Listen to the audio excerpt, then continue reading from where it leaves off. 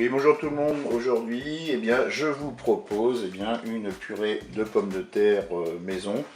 Donc là, pour 4 personnes, on va prendre 400 g de pommes de terre qu'on coupe en morceaux. On va prendre du sel et du poivre. Voilà. Il nous faudra 250 ml de lait, un cube de bouillon de bœuf.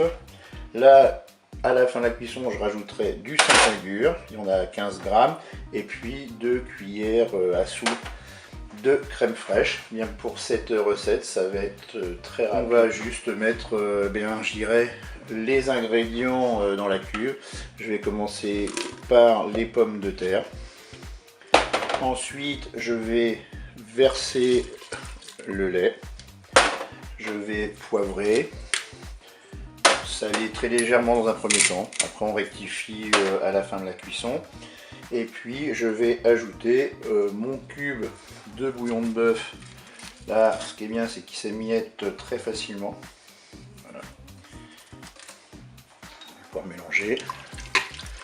Et puis je mettrai la crème fraîche et le Saint-Agur quand la cuisson sera terminée. Donc je vais passer maintenant en position cuisson rapide. Là, je vais mettre 15 minutes de cuisson rapide.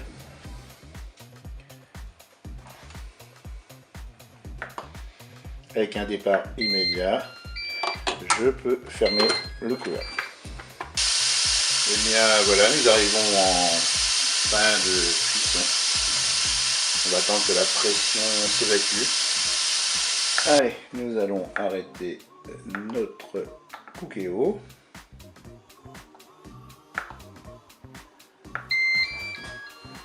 Je vais ouvrir le couvercle. Je vais maintenant mixer mes pommes de terre.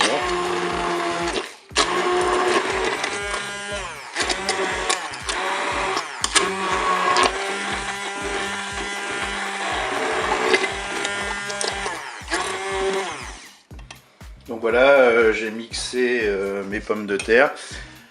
Par rapport aux quantités, c'est toujours une grande discussion. Là, bon, 400 g de pommes de terre, ça fait effectivement peut-être un peu juste si vous avez des gros mangeurs à la maison.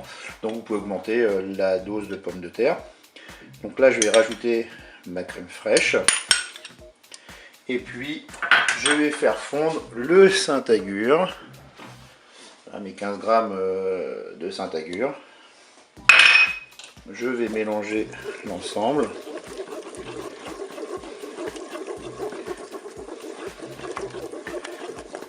Et bien voilà, ma purée est terminée.